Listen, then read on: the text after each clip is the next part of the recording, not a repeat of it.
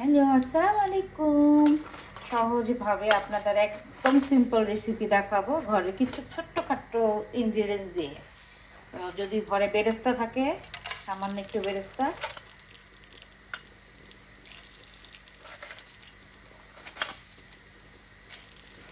বেরেস্তা যেহেতু কড়াই আছে, আমার পরিশ্রম করে আর ভাজাভাজি করতে হবে না।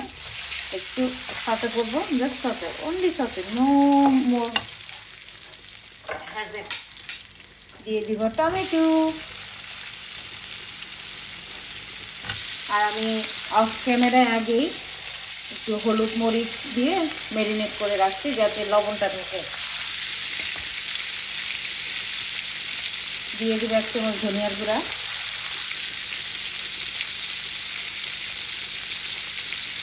আধা চা চামচ জিরার গুঁড়া,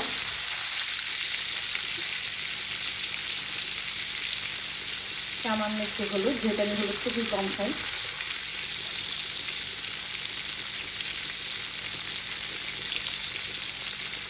মরিচের গুঁড়া,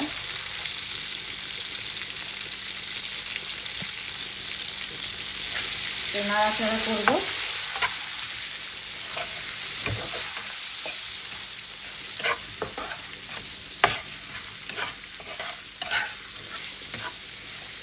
আর দেব একটু সামান্য পানি, গরম পানি হলে ভালো হয়, কারণ যেহেতু অলমোস্ট ডান।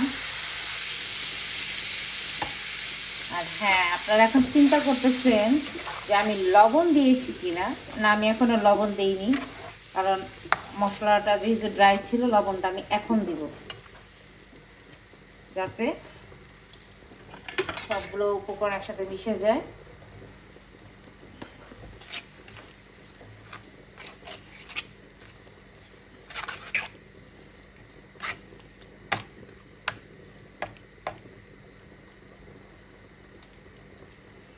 আর এখন যেটা করব সেটা হলো আমি মাছগুলো ভাজবো না,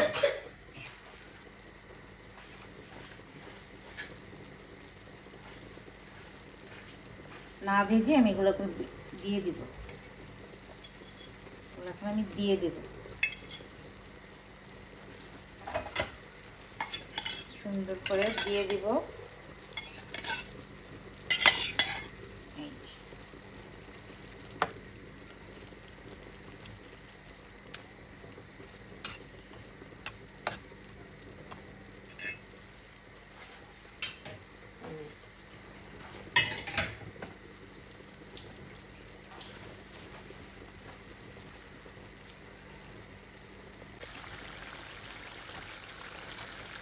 নামানোর আগে একটু কাঁচামরিচ দিয়ে দিব, আর বেশ খানিকটা দিব সেই ভাজা বেরেস্তা।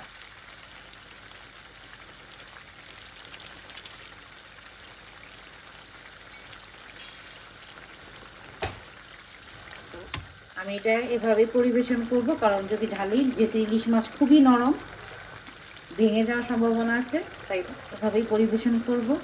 তো keep watching and follow my page. I love this.